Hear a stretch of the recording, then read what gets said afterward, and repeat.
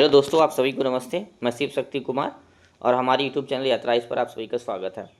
तो हम अपने जो हमारा अभी कार्यक्रम चल रहा है 71वीं पीएससी को टारगेट करके हम करंट अफेयर का सीरीज़ लेके आए हैं, आप लोगों के समक्ष लगातार प्रस्तुत कर रहे हैं। तो अभी हम जो नेशनल इंटरनेशनल जो सूचकांक है, फिर इंडेक्स या फिर रिपोर्ट है, उसको इस वीडियो में हम अध्ययन करेंगे। साथ साथ अंतर्राष्ट्रीय प्रकरण जो बीपीएससी एग्ज़ाम के लिए फिर या फिर अन्य एग्ज़ाम के लिए ज़रूरी है, मैं उसका भी इस वीडियो में अध्ययन करेंगे। तो ये हमारा बीपीएससी का 64 बीपीएससी जो मैं दिया था, इंटरव्यू दिया था और उसमें हुआ नहीं था, मेरा 105 नंबर थे पीटी में। चलिए आगे देखते हैं। अगला जो हमारा महत्वपूर्ण करंट अफेयर है कि प्रौद्योगिकी एवं नवाचार रिपोर्ट 2025 के बारे में देख लेते हैं। प्रौद्योगिकी एवं नवाचार रिपोर्ट 2025 के बारे में देखते हैं। तो सबसे पहले देखते हैं कि जो प्रौद्योगिकी एवं नवाचार रिपोर्ट है उसको जारी करता कौन है। तो ये भी सवाल आता है कि उस निम्न रिपोर्ट का जारी करता कौन है, कौन जारी करता है। तो संयुक्त राष्ट्र व्यापार एवं विकास सम्मेलन है, UNCTAD, अंकटाड इसको बोलते हैं। तो ये अंकटाड द्वारा जारी किया जाता है, तो इसको याद रखिएगा। और इस जो रिपोर्ट जारी हुआ था 2025 का प्रौद्योगिकी एवं नवाचार रिपोर्ट, उसका केंद्रीय विषय क्या था। तो समावेशी एवं कृत्रिम बुद्धिमत्ता, मतलब समावेशी विकास के लिए समावेशी कृत्रिम बुद्धिमत्ता जो है इस रिपोर्ट का केंद्रीय विषय था। तो इसको भी याद रखिएगा, काफ़ी ज़रूरी रिपोर्ट है। चलिए आगे देखते हैं। इस रिपोर्ट में यह भी बोला गया है कि जो 2033 तक जो है एआई का बाजार मूल्य कितना हो जाएगा, 4.8 ट्रिलियन डॉलर। तो जो आर्टिफिशियल इंटेलिजेंस है उसका जो बाजार मूल्य कितना हो जाएगा, 4.8 ट्रिलियन डॉलर हो जाएगा। जैसा कि जान रहे हैं कि भारत भी आर्टिफिशियल इंटेलिजेंस के क्षेत्र में बहुत महत्वपूर्ण कार्य कर रहा है। यहाँ भी कई सारे शिक्षण संस्थाओं में शोध हो रहा है, साथ साथ डिग्रियाँ भी अध्ययन भी किया जा रहा है। लेकिन इस क्षेत्र में चीन का दबदबा बना हुआ है। चीन जो है आर्टिफिशियल इंटेलिजेंस में बृहद स्तर पर कार्य कर रहा है। चलिए आगे देखते हैं। वैश्विक आतंकवाद सूचकांक 2025, वैश्विक आतंकवाद सूचकांक 2025 जो है, तो इसको कौन जारी करता है। सबसे पहले देखते हैं कि इसको जारी करता कौन है। तो इसको जारी करने वाला जो इंस्टीट्यूट है उसका नाम है Institute for Economic and Peace. तो इसको याद रखिएगा कि इसको जारी कौन करता है। तो याद रखना है कि Institute for Economic and Peace द्वारा जारी होता है वैश्विक आतंकवाद सूचकांक। एक सवाल तो ये आता है। दूसरा आता है कि वैश्विक आतंकवाद सूचकांक में होता क्या है, इस रिपोर्ट में क्या होता है। तो इस रिपोर्ट में यह देखा जाता है कि वैश्विक आतंकवाद से संबंधित वैश्विक रुझान एवं उसके पैटर्न का व्यापक अध्ययन प्रस्तुत किया जाता है। तो जो आतंकवादी समूह है, कौन सा आतंकवादी समूह ये भी एक्टिव है दुनिया के अंदर, और साथ में किस देश सर्वाधिक प्रभावित है आतंकवाद से और किस तरीका के प्रभाव है, साथ में वहाँ मृत्यु कितना हुआ है। तो इन सभी चीज़ों का अध्ययन इस रिपोर्ट के माध्यम से किया जाता है। जो वैश्विक आतंकवाद सूचकांक रिपोर्ट था, इसके अनुसार जो इस्लामिक स्टेट जो है यह विश्व का सर्वाधिक घातक आतंकी समूह घोषित किया गया। तो इसको याद रखिएगा, पूछा जा सकता है कि वैश्विक आतंकवाद सूचकांक रिपोर्ट के अनुसार सर्वाधिक घातक आतंकी समूह कौन सा है। तो इस्लामिक स्टेट है। एक एरिया है साहेल क्षेत्र है। साहेल क्षेत्र जो है यह वैश्विक स्तर पर सर्वाधिक आतंकवाद से प्रभावित क्षेत्र रहा है। तो अगर एरिया की बात करें तो साहेल क्षेत्र है, यह वैश्विक रूप से जो है सर्वाधिक आतंकवाद प्रभावित क्षेत्र रहा है। और जो साहेल क्षेत्र है ये कहाँ है, तो इस अफ्रीका महाद्वीप में है। ये अफ्रीकी महाद्वीप में वह सहारा जो रेगिस्तान है उसी के आसपास के जो क्षेत्र है उसको साहेल क्षेत्र बोला जाता है। और यहाँ सर्वाधिक भुखमरी, गरीबी और आतंकवादी समूह, चरमपंथी समूह जो है एक्टिव है।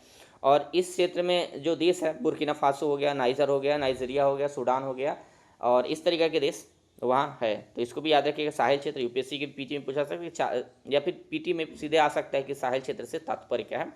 तो अफ्रीकी महाद्वीप में सहारा रेगिस्तान के आसपास के जो क्षेत्र है उसको साहेल क्षेत्र बोला जाता है। और यह जो क्षेत्र है सर्वाधिक आतंकवाद से प्रभावित क्षेत्र भी है, इसको याद रखिएगा। चलिए देखते हैं कि जो आतंकवाद रिपोर्ट जारी हुआ, ये वैश्विक आतंकवाद रिपोर्ट जारी हुआ, तो इसमें बुर्किना फासो को आतंकवाद से प्रभावित देश माना गया। सर्वाधिक रूप से प्रभावित देश है ये, सबसे ज़्यादा प्रभावित देश आतंकवाद से कौन है, बुर्किना फासो है। और भारत जो है इसके स्कोर तो 6.411 है, लेकिन ये 14वें स्थान पर है। तो भारत भी आतंकवाद से प्रभावित देश भारत को माना गया क्योंकि 14 स्थान पर है भारत भी। तो भारत में भी आतंकवाद से प्रभावित लोग या फिर भारत भी बहुत आतंकवाद से प्रभावित रहा है, जैसा आप भी जानते हैं। इसमें ये भी बोला गया कि जो नाइजीरिया है और पाकिस्तान है, यहाँ आतंकवाद से मृत्यु के मामले में सर्वाधिक वृद्धि हुई। तो नाइजीरिया और पाकिस्तान में जो पिछला रिपोर्ट है, तो पिछले रिपोर्ट से ज़्यादा आतंकवाद से प्रभावित देश रहा है यह नाइजीरिया और पाकिस्तान। इस रिपोर्ट में भारत को उच्च आतंकवाद प्रभावित क्षेत्र भी में शामिल किया गया। तो भारत को भी माना गया कि भारत जो है आतंकवाद से बृहद स्तर पर प्रभावित देश है। चलिए देखते हैं, इस रिपोर्ट में ये भी देखा गया है कि बुर्किना फासो जो है सर्वाधिक आतंकवाद प्रभावित देश है, साथ में पाकिस्तान दूसरे स्थान पर और सीरिया को तीसरा स्थान प्राप्त हुआ है। तो याद रखिएगा, एक नंबर बुर्किना फासो है, दूसरे पे पाकिस्तान है, तीसरे पे सीरिया है। चलिए आगे देखते हैं, अगला जो हमारा रिपोर्ट है कि विश्व प्रसन्नता रिपोर्ट, विश्व प्रसन्नता रिपोर्ट वर्ल्ड हैप्पीनेस इंडेक्स के बारे में, रिपोर्ट के बारे में पूछा गया। तो विश्व प्रसन्नता रिपोर्ट 2025 के बारे में देख लेते हैं। जो विश्व प्रसन्नता रिपोर्ट है विश्व प्रसन्नता रिपोर्ट को 2012 से ऑक्सफोर्ड विश्वविद्यालय के वेलबींग रिसर्च सेंटर द्वारा गैलप, संयुक्त राष्ट्र पोषणीय विकास समाधान नेटवर्क और एक स्वतंत्र संपादकीय बोर्ड के साथ साझेदारी में प्रकाशित किया जाता है। तो आप इसको याद रखिएगा कि जो यह रिपोर्ट है, विश्व प्रसन्नता रिपोर्ट है, उसको कौन जारी करता है? तो ऑक्सफोर्ड विश्वविद्यालय के वेलबींग रिसर्च सेंटर द्वारा जारी होता है, इसको एकदम याद रखेंगे। और किसका सहयोग लिया जाता है? तो एक गैलप संस्था है, उसके बाद है संयुक्त राष्ट्र का पोषणीय विकास समाधान नेटवर्क और एक स्वतंत्र संपादकीय बोर्ड है, उसके साझेदारी में जारी किया जाता है, तो उसको याद रखिएगा। साथ में देखते हैं कि जो विश्व प्रसन्नता रिपोर्ट है, फिनलैंड को सर्वाधिक प्रसन्न देश माना गया है। तो यह जो है किसी विश्व प्रसन्नता रिपोर्ट जो है, इसमें क्या देखते हैं कि हम दुनिया के अंदर, देशों के अंदर, क्षेत्र के अंदर इस रिपोर्ट में देखने का प्रयास किया जाता है कि वह देश में प्रसन्नता कितना है। हो सकता है कि बहुत सारा देश इकोनॉमिकली, आर्थिक रूप से बहुत समृद्ध हो, विकसित देश हो, और वहाँ प्रसन्नता नहीं हो, क्योंकि प्रसन्नता रिपोर्ट जो जारी होता है उसमें हम कल्चर एस्पेक्ट्स को देखते हैं, वहाँ देखते हैं कि इकोलॉजी इन्वायरमेंट कितना है, सस्टेनेबिलिटी कितना है, सुरक्षा कितना है, तो ये सारी चीज़ इसमें देखा जाता है। तो विश्व प्रसन्नता रिपोर्ट 2025 में सबसे प्रसन्न देश किसको घोषित किया गया? फिनलैंड को घोषित किया गया। यह विश्व का सबसे प्रसन्न देश है, तो इसको याद रखिएगा। और फिनलैंड ऐसा लगातार 8वीं वर्ष ऐसा हुआ है कि फिनलैंड प्रथम स्थान पर है।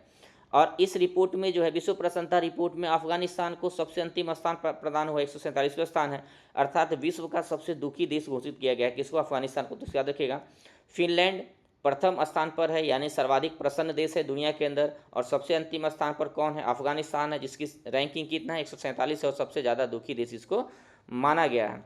और इस रिपोर्ट को देख लेते हैं। प्रथम स्थान पर कौन है? फिनलैंड है, दूसरे स्थान पर डेनमार्क है, तीसरे स्थान पर आइसलैंड है। तो ये सब यूरोपीय कंट्री है, आप देख रहे हैं, यूरोप है और डेनमार्क केवल बीच में है। तो देखते हैं कि ज़्यादातर जो देश है उस उधर प्रसन्न रिपोर्ट में उनका बेहतर स्थिति रहा। इस रिपोर्ट में एक बात और भी आई कि जो इंडोनेशिया है उसको सर्वाधिक दान देने वाले देश के मामले में शीर्ष स्थान प्राप्त हुआ है। तो डोनेशन जो दिया जाता है, जो भी डोनेशन दिया जाता है विकासमंद कार्य के लिए, फिर हेल्थ के लिए ऐड दिया जाता है, उसमें इंडोनेशिया पूरे दुनिया में प्रथम स्थान पे है। साथ में भारत की जो रैंकिंग है विश्व प्रसन्नता रिपोर्ट में, वह 118वां है, तो इसको याद रखिएगा। भारत विश्व प्रसन्नता रिपोर्ट में 118वें रैंक पे है। विश्व प्रसन्नता रिपोर्ट 2025 में भारत को 118वां स्थान प्राप्त हुआ है, और यह 147 देशों में की जो रैंकिंग मिली है उसमें 118 स्थान प्राप्त हुआ है। तो भारत की स्थिति बहुत हद तक बहुत बेहतर नहीं मानी जा सकती है, क्योंकि भारत में भी गरीबी भुखमरी चरम स्तर पर है। निश्चित तौर पर भारत सरकार ने बहुत काम किया, बिहार सरकार भी काम किया, लेकिन अभी यहाँ गरीबी भुखमरी, बेरोजगारी और सिक्योरिटी को लेके इशू भी है। इस वजह से भारत का जो है स्थिति है, रैंकिंग जो है 118 है, ज़्यादा ठीक नहीं है। मार्च 2025 के मध्य विश्व प्रसन्नता शिखर सम्मेलन का आयोजन मियामी, फ्लोरिडा, यूएसए में हुआ। तो इसको भी याद रखिएगा, इससे संबंधित था, तो मैंने इसका यहीं चर्चा कर दिया कि जो विश्व प्रसन्नता शिखर सम्मेलन हुआ था वह कहाँ हुआ था? फ्लोरिडा में। मियामी एक जगह है फ्लोरिडा में, यूएसए में हुआ था, इसको याद रखिएगा। चलिए आगे देखते हैं। अगला देखते हैं कि विषय आधारित क्यूएस वर्ल्ड यूनिवर्सिटी रैंकिंग 2025। तो ये क्या है ना कि विषय आधारित है, थीम बेस्ड है या फिर सब्जेक्ट बेस्ड है, यूनिवर्सिटी रैंकिंग 2025 का है। तो इसमें माना गया है कि जो कला एवं मानविकी, यहाँ लिखा है मानविकी है, कला एवं मानविकी की श्रेणी में शीर्ष स्थान हार्वर्ड यूनिवर्सिटी यूएसए का रहा है। तो इसको याद रखिएगा, जो कला और मानविकी विषय है उसमें हार्वर्ड यूनिवर्सिटी पहले स्थान पे रहा है। आगे देखते हैं कि इस श्रेणी में जो है कला एवं मानविकी की जो श्रेणी है उसमें भारत का दिल्ली यूनिवर्सिटी भारत की तरफ से पहला स्थान रहा है। तो दिल्ली यूनिवर्सिटी को प्रथम स्थान प्राप्त हुआ, जबकि संयुक्त रूप से 160वें स्थान पे यह है। तो हार्वर्ड यूनिवर्सिटी मानविकी के क्षेत्र में, कला एवं मानविकी क्षेत्र में पूरे दुनिया में प्रथम स्थान पर है, जबकि भारत की तरफ से दिल्ली यूनिवर्सिटी का स्थान प्रथम रहा है, जबकि संयुक्त रूप से उसको 160वीं रैंकिंग प्राप्त हुई है। इसमें देखते हैं कि जो टेक्नोलॉजी और इंजीनियरिंग क्षेत्र है, इस श्रेणी में भी प्रथम स्थान किसको मिला है? तो MIT को मिला है। MIT भी यूएसए की संस्था है, जैसे ही भारत में IIT है उसी प्रकार के यूएसए में MIT है। Massachusetts institute of technology USA, इनको पहला स्थान प्राप्त हुआ इंजीनियरिंग के क्षेत्र में। और इस श्रेणी में जो शीर्ष भारतीय संस्थान है, जिनको IIT दिल्ली, जिनको 26वां स्थान प्राप्त हुआ है ओवरऑल। तो भारत की तरफ से इंजीनियरिंग और टेक्नोलॉजी के क्षेत्र में IIT दिल्ली को शीर्ष स्थान प्राप्त हुआ है। जबकि वैश्विक स्तर पर MIT जो है, मैसाचुसेट्स इंस्टीट्यूट ऑफ टेक्नोलॉजी जो USA का है, उसको प्रथम स्थान प्राप्त हुआ है। चलिए आगे देखते हैं। अगला जो है इसमें कि जो जीव विज्ञान है, जीव विज्ञान एवं मेडिसिन के श्रेणी में भी हार्वर्ड यूनिवर्सिटी को प्रथम स्थान प्राप्त हुआ है। हार्वर्ड यूनिवर्सिटी को प्रथम स्थान प्राप्त हुआ है। इस श्रेणी में जो है शीर्ष भारतीय जो संस्थान है अखिल भारतीय आयुर्विज्ञान संस्थान, जिनको एक 226वां स्थान प्राप्त हुआ है। तो शीर्ष संस्थान रहा है एम्स इसको बोलते हैं, तो एम्स जो दिल्ली है उसको जो है 126वां स्थान प्राप्त हुआ है। इसमें एक और है, एक श्रेणी और भी है सब्जेक्ट की, प्राकृतिक विज्ञान नेचुरल साइंस की श्रेणी में हार्वर्ड यूनिवर्सिटी को ही, हार्वर्ड यूनिवर्सिटी है सॉरी, यहाँ हार्वर्ड जो यूनिवर्सिटी है उसको ही शीर्ष स्थान प्राप्त हुआ है। जबकि श्रेणी में शीर्ष भारतीय संस्थान का क्या नाम है, भारतीय विज्ञान संस्थान बेंगलुरु, इसको IISc जो बोलते हैं, IISc बेंगलुरु है, उनको 108वां स्थान प्राप्त हुआ है। तो भारत की तरफ से शीर्ष स्थान इसको प्राप्त हुआ है। तो याद रखिएगा, जो प्राकृतिक विज्ञान की श्रेणी है, नेचुरल साइंस की जो श्रेणी है, उसमें हार्वर्ड यूनिवर्सिटी को प्रथम स्थान प्राप्त हुआ है। जबकि भारत की ओर से IISc बेंगलुरु जो है, भारतीय विज्ञान संस्थान बेंगलुरु को प्रथम स्थान प्राप्त हुआ और उसका संयुक्त रूप से 108वां स्थान रहा है। चलिए देखते हैं जो सामाजिक विज्ञान की श्रेणी है और प्रबंधन की जो श्रेणी है, जो सोशल साइंस और मैनेजमेंट की श्रेणी है, उसमें जो है हार्वर्ड यूनिवर्सिटी को ही शीर्ष स्थान प्राप्त हुआ है। जबकि भारत की तरफ से जो शीर्ष स्थान प्राप्त हुआ है वो IIT दिल्ली है। तो भारत की तरफ से IIT दिल्ली को शीर्ष स्थान प्राप्त हुआ है। चलिए देखते हैं अगला जो हमारा महत्वपूर्ण रिपोर्ट है कि विश्व जल रिपोर्ट 2025। तो विश्व जल रिपोर्ट 2025 प्रकाशित हुआ है और इसमें बताया गया है कि जलों की क्या कंडीशन है और हिमनदों में जल कितना है या फिर हिमनद किस तरीके से विलुप्त हो रहा है और यह मानव के लिए और इकोलॉजी के लिए, पर्यावरण के लिए कितना खतरनाक साबित होगा, इसका विस्तृत अध्ययन इसमें किया गया है विश्व जल विकास रिपोर्ट में। और विश्व जल विकास रिपोर्ट हिमनदों और हिमखंड की वर्तमान स्थिति का एक व्यापक विश्लेषण प्रस्तुत करता है, जो हमें आर्थिक, पर्यावरणीय, सामाजिक दृष्टि से सामने आ रहे गंभीर खतरों के प्रति सचेत भी करता है। क्योंकि जैसा कि आप जान रहे कि जो ग्लोबल वार्मिंग है, पूरे दुनिया के अंदर ग्लोबल वार्मिंग के कारण जो है पृथ्वी के तापमान बढ़ने के कारण हिमनद जो है, हिमखंड जहाँ पानी बृहद स्तर पर संचित है, वहाँ हिमखंडों का तेज गति से क्या हो रहा है कि मेल्टिंग हो रहा है, हिमखंड पिघल रहे हैं और पानी बढ़ रहा है, तो इससे जल स्तर बढ़ रहा है, जिसलिए माना जा रहा है कि जो आइलैंड कंट्री है वो सब डूब जाएंगे। बहुत सारे कंट्री जो है जल्दी से डूब जाएंगे और बाढ़ आ सकती है। जो समुद्र का तट है उसका जो है बढ़ जाएगा, समुद्र तट के ऊपर से पानी बहने लगेगा। तो इससे गंभीर स्तर पर जो है पर्यावरणीय खतरा होगी, सामाजिक खतरा होगी, इकोनॉमिकल डैमेज होगा। तो इसी से जो जुड़ा हुआ है रिपोर्ट यह प्रस्तुत किया गया, तो इसको देखेंगे। सबसे बड़ा जो चीज़ जाना है कि इस रिपोर्ट को प्रस्तुत कौन किया है, तो इस रिपोर्ट को प्रस्तुत किया है, इस रिपोर्ट का निर्माण जो है विश्व जल मूल्यांकन कार्यक्रम द्वारा किया गया है। तो इसको याद रखिएगा, जो विश्व जल मूल्यांकन कार्यक्रम है उसके द्वारा इस रिपोर्ट का निर्माण किया गया है। और इस रिपोर्ट में यह कहा गया है कि हिमनद और हिमखंड की रक्षा के लिए वैश्विक समुदाय को एकजुट होकर कार्य करने की आवश्यकता है। तो पूरे दुनिया में जो भी वैश्विक समुदाय है स्पेशली इस पर वर्क करना चाहिए, ताकि जो हिमखंड है और हिमनद है उसकी रक्षा की जा सके, अन्यथा व्यापक स्तर पर विलुप्तीकरण के लिए जिम्मेदार होगा और साथ में इसका पर्यावरणीय प्रभाव और आर्थिक प्रभाव भी होगा। और संयुक्त राष्ट्र महासभा, इससे जुड़ा हुआ एक फैक्ट था तो मैंने साथ साथ भी लिख लिया कि जो संयुक्त राष्ट्र महासभा है उसके द्वारा जो है 2025 को हिमनद संरक्षण का अंतर्राष्ट्रीय वर्ष घोषित किया गया है। तो संयुक्त राष्ट्र महासभा के द्वारा जो 2025 है उसको हिमनद संरक्षण का अंतर्राष्ट्रीय वर्ष घोषित किया गया है। और ऐसा इसलिए किया गया ताकि दुनिया के जो भी वैश्विक सरकार है उसका ध्यान आकर्षित हो सके, लोग जागरूक हो सके कि हमको हिमनद को, जो हिमखंड है, हिमनद है, उसको बचाना है और पूरे दुनिया के अंदर जो है जो पानी है उसका जलस्तर, समुद्री जलस्तर को बढ़ने से रोकना है, ताकि उसका प्रभाव मानव जीवन है पर्यावरण पर नकारात्मक रूप से कम पड़े। चलिए देखते हैं जो अगला हमारा महत्वपूर्ण जो रिपोर्ट है कि आर्थिक स्वतंत्रता सूचकांक 2025, आर्थिक स्वतंत्रता सूचकांक 2025 और द हेरिटेज फाउंडेशन द्वारा इसको जारी किया जाता है। तो आर्थिक स्वतंत्रता सूचकांक 2025 है जो उसको कौन जारी करता है, जो हेरिटेज फाउंडेशन है उसके द्वारा यह जारी किया जाता है। तो इस सूचकांक के बारे में देखते हैं। आर्थिक सूचकांक का जो प्रकाशन है कौन करता है, तो वाशिंगटन DC में जो अमेरिका में है वहाँ एक विचार थिंक टैंक है, उसका नाम है हेरिटेज फाउंडेशन, उसके द्वारा किया जाता है। इसको याद रखिएगा क्योंकि world outlook report, world economic outlook report के बारे में भी पूछा गया, UPSC के बारे में कौन जारी करता है। BPSC ऑलरेडी पिछले बार देखेंगे कि हर एक बार एक रिपोर्ट पूछती है और जारी करने वाला संस्था का नाम पूछती है या फिर भारत का उसमें क्या रैंकिंग है यह पूछती है, ज़्यादातर यही देखा जाता है। तो जो यह रिपोर्ट है आर्थिक स्वतंत्रता सूचकांक, इसको कौन जारी करता है, तो द हेरिटेज फाउंडेशन एक जो थिंक टैंक है उसके द्वारा जारी किया जाता है। कहाँ है, वाशिंगटन DC में है। इस सूचकांक में क्या किया गया कि इस सूचकांक के अंतर्गत विश्व के जो 176 स्वायत्त देश है उनकी आर्थिक नीतियों एवं स्थितियों का तुलनात्मक अध्ययन किया जाता है कि कौन सा देश में कितनी आर्थिक स्वतंत्रताएं हैं, कितना सरकार का प्रतिबंध है, उसका पॉलिसी कैसा है, इकोनॉमी को लेके, इंफ्रास्ट्रक्चर को लेके, निवेश को लेके और पूरे दुनिया में ट्रेड को लेके, और वहाँ किस तरीका के रेगुलेशन है, गवर्नमेंट का पॉलिसी क्या है, कितना वहाँ जो गवर्नमेंट है इंटरफेरेंस करती है इकोनॉमिक में, या फिर वह एक कैपिटलिस्ट है या सोशलिस्ट फिलोसफी को फॉलो करता है, तो इन सभी चीज़ों को देखा जाता है।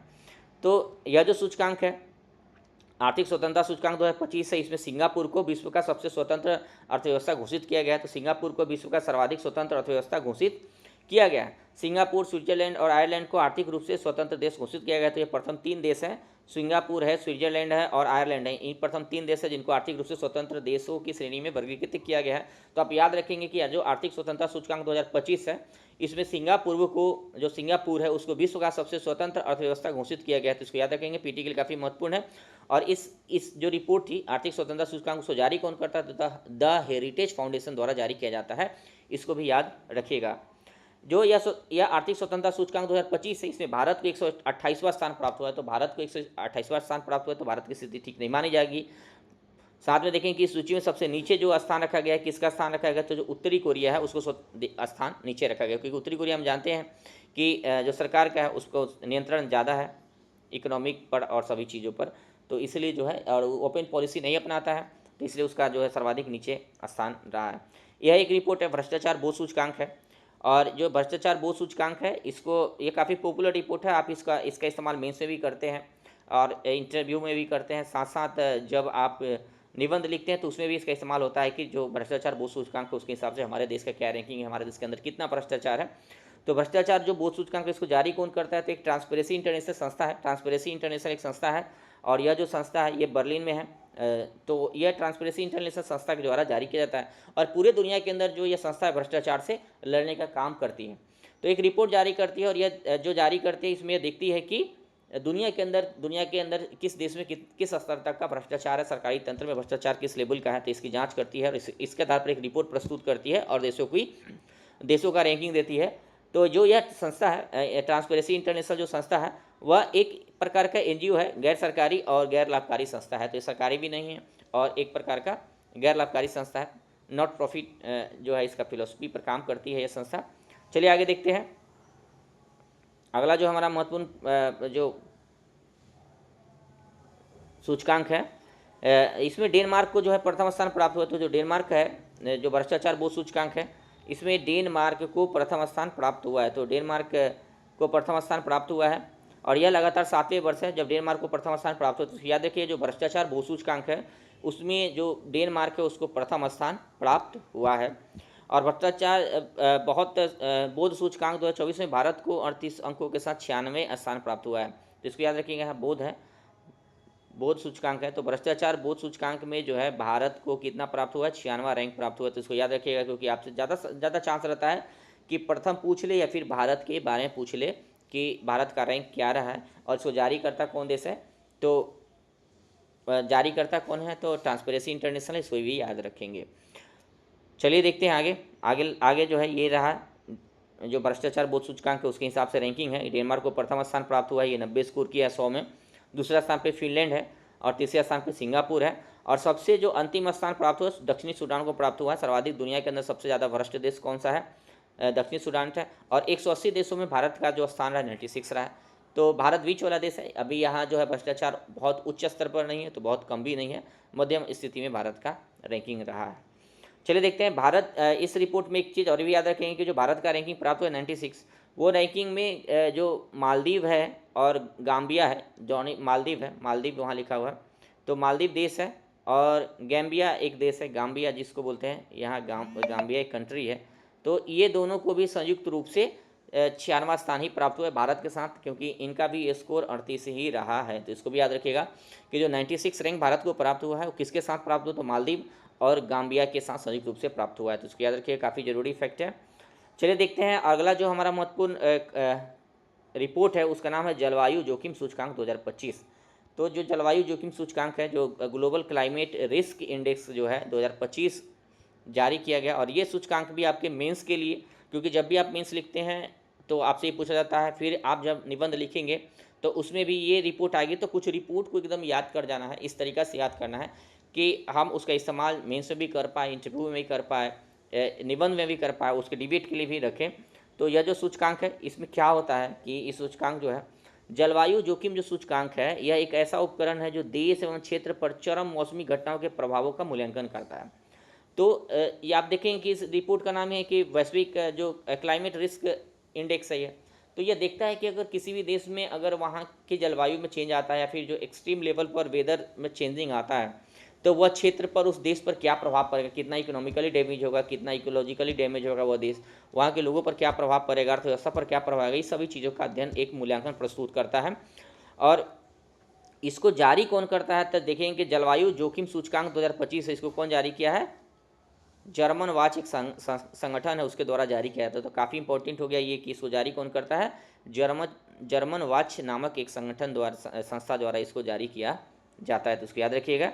और इसमें यह माना गया है कि जो वर्ष 1993 से लेकर 2022, मतलब 30 वर्ष का जो यह कार्यकाल है, इस अवधि में चरम मौसमी घटनाओं से सर्वाधिक प्रभावित देशों की सूची में भारत को कैमा स्थान प्राप्त हुआ है, तो भारत को 6ठा स्थान प्राप्त हुआ है। तो भारत दुनिया में सर्वाधिक प्रभावित देशों में होता है, चरम मौसमी घटनाओं से प्रभावित देशों में भारत भी टॉप 10 में शामिल है। तो भारत का भी जलवायु जोखिम सूचकांक में बेहतर स्थिति नहीं है, मतलब भारत भी सर्वाधिक प्रभावित होने वाले देशों में शामिल है। तो देखेंगे कि जो इसमें रैंकिंग है जलवायु जोखिम सूचकांक 2025 में, 2022-23 में 3 सर्वाधिक प्रभावित देश कौन से रहे, तो एक पाकिस्तान रहा। देखें उस समय पाकिस्तान में बाढ़ भी आया था काफ़ी बृहद स्तर पर, और पाकिस्तान में सूखा और बाढ़ दोनों आया था उस टाइम। और इटली भी है। तो पाकिस्तान है, बेलीज है और इटली है। 22 जो 2022 था उसमें सर्वाधिक प्रभावित ये देश थे। और 1993 से लेकर 2022 में 3 सर्वाधिक प्रभावित देश, मतलब 30 वर्षों का एक कार्यकाल है। इसमें देखा गया है कि सर्वाधिक प्रभाव किस देश पर पड़ा है, दीर्घकालिक रूप से प्रभाव नापा है।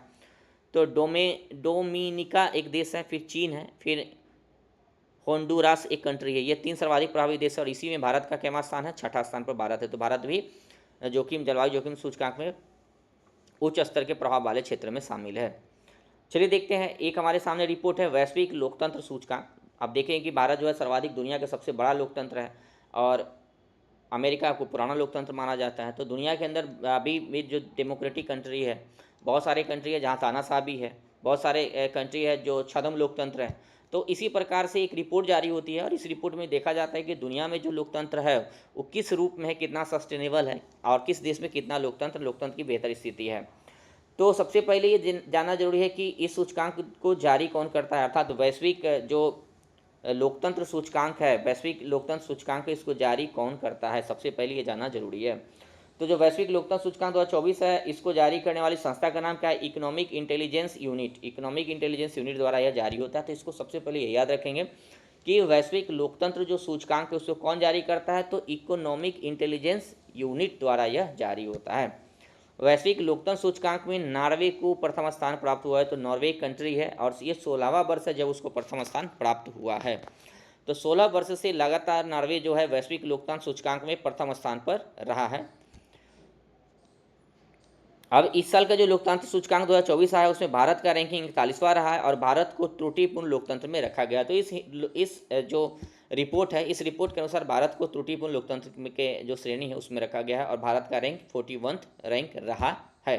तो इसको याद रखिएगा, भारत का क्या रैंक रहा है, 41 रैंक रहा है।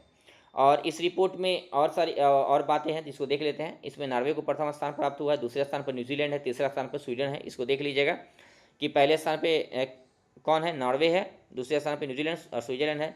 सबसे अंतिम है उत्तरी कोरिया। जैसे कि आप जानते हैं उत्तरी कोरिया में तानाशाही गवर्नमेंट है, वहाँ डेमोक्रेसी है नहीं।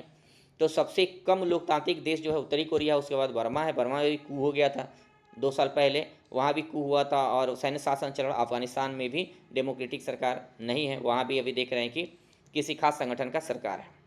तो थैंक यू, ये हमारा वीडियो था और हम आगे भी नेक्स्ट वीडियो के साथ आप सभी के समक्ष प्रस्तुत होंगे और काफ़ी मेहनत करके बनाते हैं। तो प्लीज़ इस चैनल को सब्सक्राइब करिएगा और शेयर करिएगा। Thank you.